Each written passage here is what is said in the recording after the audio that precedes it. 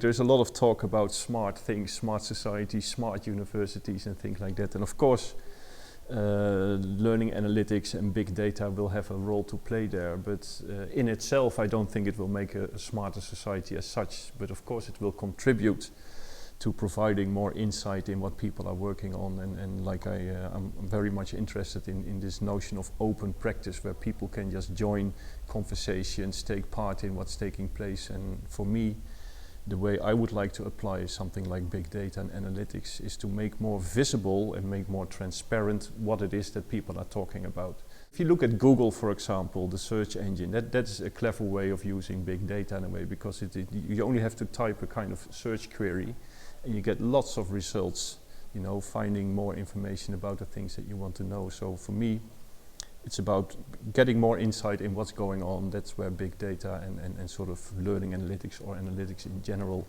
can have a very good role to play. But it's not dictating how we learn and what we should be learning about. I think it's personal choice. It's also in terms of teaching and learning.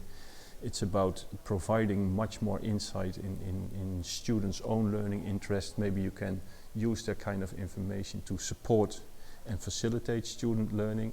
Lots of these tools are mostly used by teachers or administration, and I think that's the wrong. I mean, it's important there as well, but it's sort of this ivory tower kind of approach. You know, you keep the knowledge for yourself, and then you start to plan what is best for students. And for me, it's all about using this kind of information to provide maximum insight towards the students themselves, and they can use the information, and that might, in my opinion, contribute to a smarter society. In terms of good examples, I can speak from my own examples in the kind of research that we do. And what are we developing now at the moment are sort of analytic tools that help harvest, if you like, sort of what the conversations in online business, social media or social media environments are all about.